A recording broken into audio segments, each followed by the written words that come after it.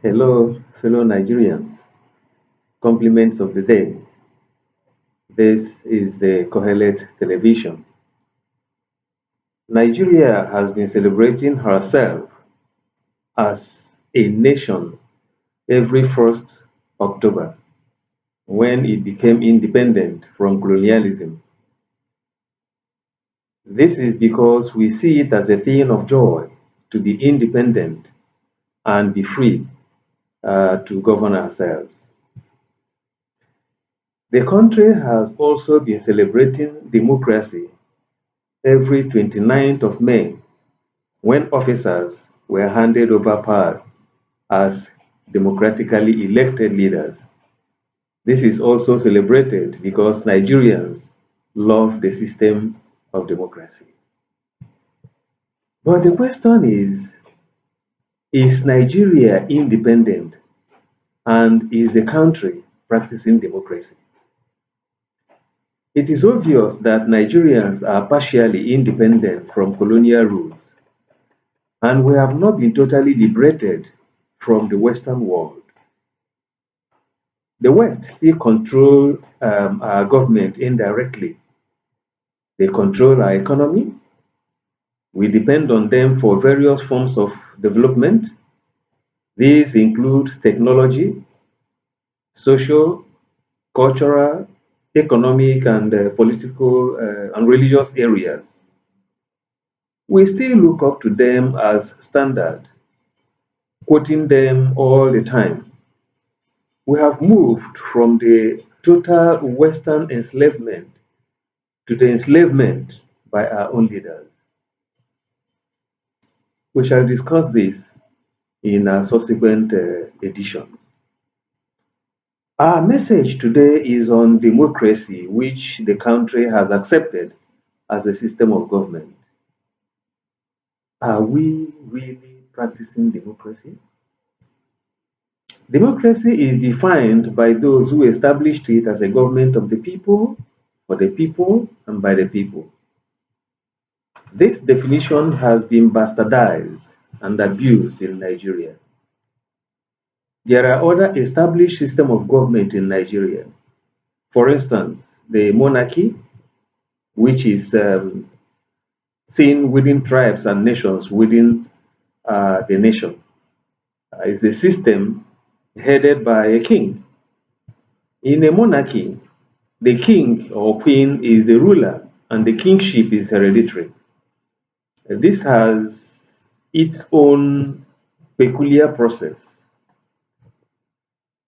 The military in Nigeria has never been established as a system of government, even though many see it as such.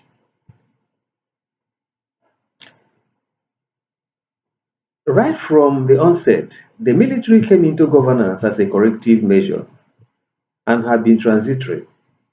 So it cannot be said to have been a system of government in Nigeria. It therefore cannot be compared to another established system. The most prominent and publicly accepted system in Nigeria is democracy. But unfortunately, Nigeria cannot be said to be practicing democracy. Let me tell you why. Democracy has a process and system of implementation. If these are not put in place, the beauty of democracy will not come out. These are known as the principles of democracy. Let us mention a few of them for the purpose of this discussion, not that we have forgotten about them. The first is the principle of separation of power. In a democracy, the legislative arm does not report to the executive arm. Neither does the judiciary be subjected to the executive arm. They are usually equal and separate. The legislative arm makes the law, which comes from the people they represent. They are directly representing the people and not their various political parties. The judiciary in a democracy is independent, especially in interpreting laws. They are not directly appointed by the executive and therefore are not answerable to them. The executive arm carry out the administrative process of governance as specified by the country's law. They are checked by both the legislative and the judicial arm. And this is the beauty of democracy. This leads us to another principle of democracy, which is the principle of checks and balances. What this means is that the activities of the executive arm are monitored, checked, and measured by the legislative arm. They have the right to call the executive to order, from the president to the last person in the arm. The executive arm gets approval from the legislative arm before implementation. This includes appointments and major policies. The judicial arm checks both the legislative and the executive arm to see when they go beyond the ambit of the law. They also protect the other arms as well as the people of Nigeria. Can we say that this obtains in Nigeria today? This leads to another beautiful principle of democracy, and that is equality before the law. This means that everyone, no matter how highly placed and in any level of authority, is answerable to the law of the land or the constitution. Can we say that everybody is equal before the law in Nigeria? Why are some people immune to the law? Why are some leaders above the law? Why can't the president or the governor be prosecuted at any point in time? Why do some people brazenly break the law and are not prosecuted, while many are subjected to the law of the land? Is that democracy? Do you know why this is so? It is because another principle of democracy is abused and neglected. It is this: the agencies and bodies that are expected to bring everybody equal before the law are not themselves independent but are caged. The military and security agencies are supposed to be independent and their activities checked by other arms of government. The heads of the military, police, and other security agencies are not to be appointed directly by the head of the executive arm in a democracy. This will enable them check the excesses of all the other arms of government. The appointment of the heads of government agencies such as Central Bank of Nigeria, Independent National Electoral Commission, and others should not be done by the head of the executive arm. It should follow a democratic process of selection and approval. They are also not expected to report directly to the president or any executive, but to the Nigerian people. This will enable them check the excesses of all the arms of government, and in turn, the other arms can also check and measure the operations of these people. This is the beauty of democracy. In a democracy, power belongs to the people and not to political parties. What this means is that the political leaders are answerable to the people that elected them and not to the political platforms and parties. The function of political party is to be a platform through which Nigerians elect their representatives and leaders. Once this is done, the elected officers become answerable to the people of Nigeria, especially their constituencies.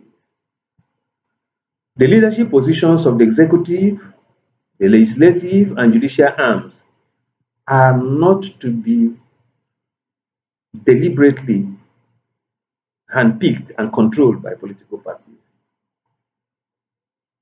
Elected people are answerable to their constituencies and not to political parties they belong. After they are elected, they become properties of the country. They are not to take orders from their political parties, but from their constituencies, um, from where they were elected.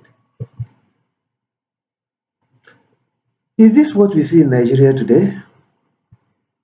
Are representatives answerable to their people or to their political parties?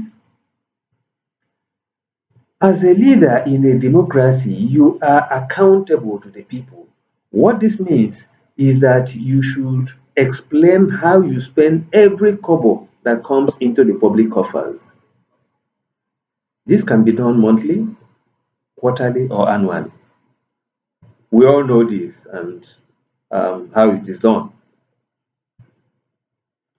Just as it is done in corporate organizations or companies, every budget and expenses must be accounted for before another one is implemented. It is the function of the legislative arm to call for this from time to time, since the approval also comes from them.